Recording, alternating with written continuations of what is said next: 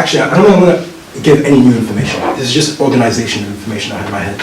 And I spend so much time thinking about all these different sort of segregated elements of everything that sometimes I get confused. So I have 3 hats.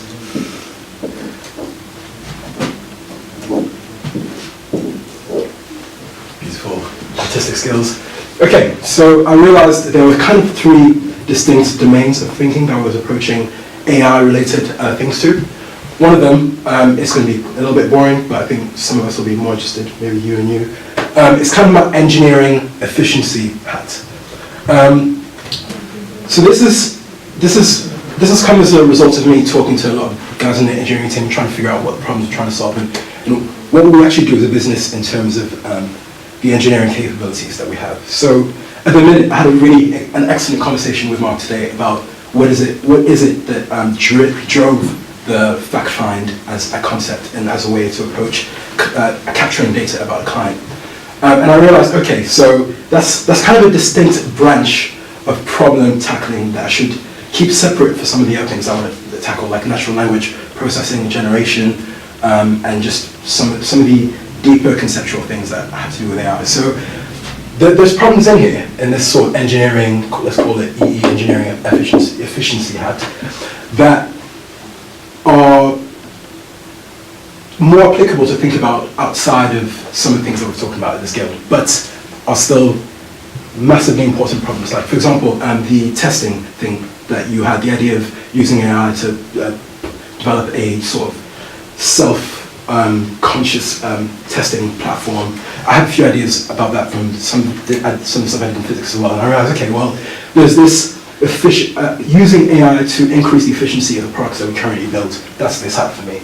And that's just empowering our tools, our engineering infrastructure, and using, rather than thinking about intelligence as a whole, you're just using machine learning methods to empower the products that we create currently.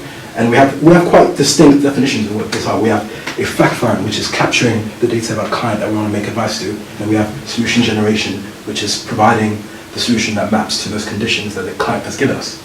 And then obviously there's parallels around that, but I'll talk a bit more about that in some future session about the ideas that I think involve AI that empower those problems. Okay, so my second hat would be the next generation of what I think, hopefully, advice generation will look like. So this is now, I think, what we're all here today to talk about. It's like machine-human interfaces and general solution mapping solutions that use machine learning methods, that sort of thing. And it's kind of like the next step up, the next evolution of getting advice. So a lot of things that we're talking about today would fit in that hat for me, and that's next gen, call it that, NG.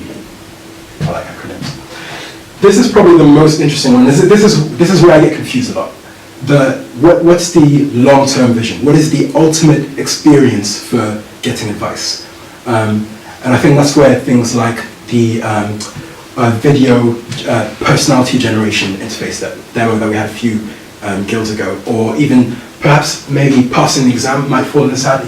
Arguments could be made for that as well. But so the main point that I'm trying to convey is that there's actually different parameters of developing problems that I think present different solutions. So for me, the problem here is, what is the ultimate experience for getting advice? Now, we can sort of restrict what we do in the sense that we have to think about the methods that empower that goal fundamentally. And then this for me would be, how can we improve the way we currently give people advice? What are the machine learning and AI methods that will empower those solutions? And for me, this is, how do we improve how we currently give advice? And what are the machine learning methods and AI methods that will empower those specific problems?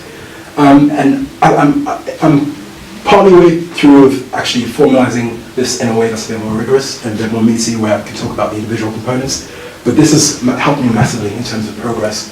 And the main point is, because this has been a bit watery in a way, is that we have to be strict about the problems that we want to solve. We want to be strict about how we define things, and we want to have clear goals. And for me, developing a way of thinking about these problems in a way that was consistent and logical has led me actually to understand things a lot better. And I've built a few things that are actually a bit more meaningful.